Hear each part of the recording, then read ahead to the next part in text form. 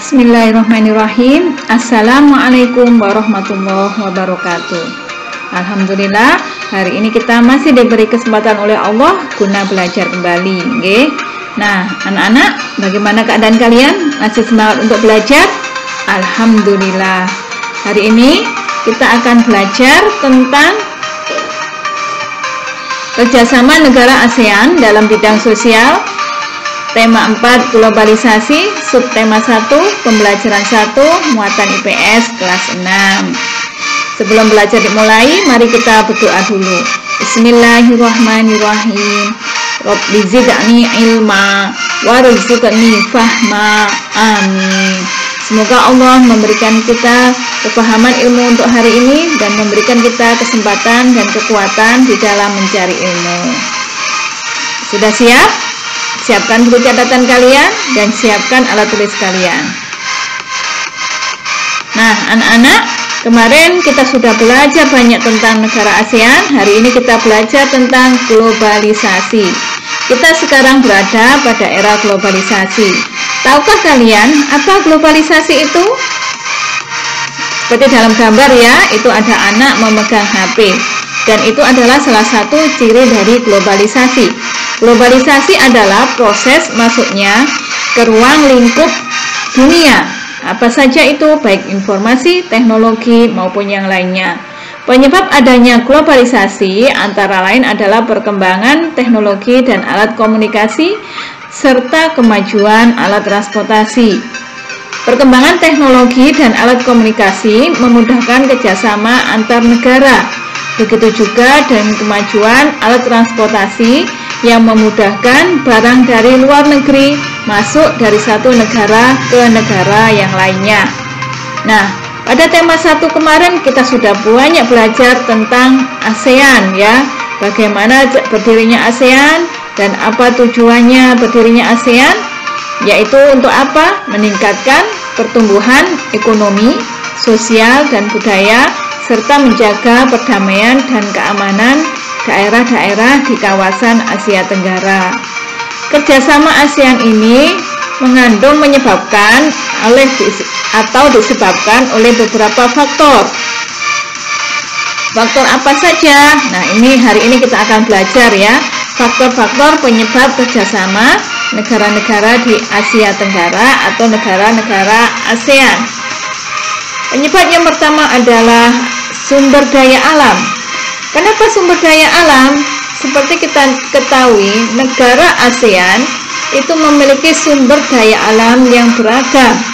Hal ini disebabkan karena kenampakan alam yang berbeda-beda dari negara yang satu dengan negara yang lain. Kenampakan alam yang berbeda inilah yang menyebabkan sumber daya alamnya pun juga berbeda. Misalnya, negara Indonesia berbeda sumber daya alamnya dengan negara Laos maupun negara Thailand. Seperti kita ketahui, negara Thailand adalah lumbung padi dunia ya. Kemarin kita sudah belajar. Tetapi negara Brunei Darussalam itu menghasilkan minyak terbesar di kawasan Asia.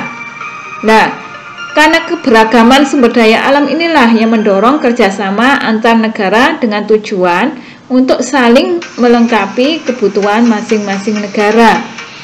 Biar Brunei Darussalam mengimpor padi dari negara lain dan negara yang lain juga mengimpor minyak bumi dari negara Brunei Darussalam. Itu salah satu contohnya. Faktor yang kedua adalah berada dalam wilayah yang sama. Kenapa kok wilayah yang sama? Seperti kita ketahui, ASEAN merupakan sebuah negara yang didirikan oleh negara-negara dalam satu kawasan yang sama, yaitu Asia Tenggara. Negara-negara tersebut adalah negara-negara yang bertetangga karena letaknya saling berdekatan. Hal inilah yang mendorong terciptanya interaksi dan kerjasama antar negara-negara tersebut. Faktor yang ketiga adalah ilmu pengetahuan dan teknologi. Kenapa ilmu pengetahuan dan teknologi, Ustazah? Contohnya, seperti kita ketahui, Singapura merupakan negara dengan penguasaan ilmu pengetahuan dan teknologi termaju di kawasan Asia Tenggara. Tetapi Singapura memiliki sumber daya alam yang sangat terbatas. Hal ini mendorong Singapura untuk bekerja sama dengan negara-negara di Asia Tenggara. Wujud kerjasamanya misalnya pendidikan. Apa contoh dari pendidikan?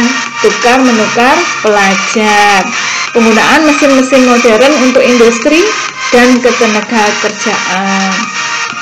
Nah, faktor inilah yang mendukung terwujudnya kerjasama negara-negara anggota ASEAN ya dalam bidang sosial.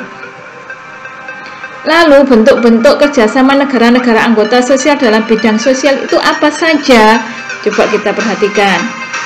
Yang pertama yaitu adanya penanggulangan bencana alam. Misalnya penanganan darurat ketika tsunami di Indonesia bulan Desember waktu tahun yang lalu ya, beberapa tahun yang lalu. Itu salah satunya yang terjadi di Indonesia. Yang kedua adalah meningkatkan kesejahteraan sosial dengan pembangunan negara-negara ASEAN. Yang ketiga, melindungi hak-hak dan keadilan sosial penduduk negara-negara ASEAN. Yang keempat, meningkatkan kualitas sarana kesehatan negara-negara ASEAN. Dan yang terakhir adalah meningkatkan perlindungan sosial kepada seluruh penduduk negara-negara ASEAN. Itu tadi bentuk-bentuk kerjasama negara ASEAN dalam bidang sosial. Nah, saya harap tadi bermanfaat buat kalian, menambah ilmu pengetahuan kalian. Jangan lupa sholat 5 waktunya, muwajaahnya, mengajinya, dan jangan lupa untuk membantu orang tua. Saya akhiri, semoga bermanfaat. Wassalamualaikum warahmatullahi wabarakatuh.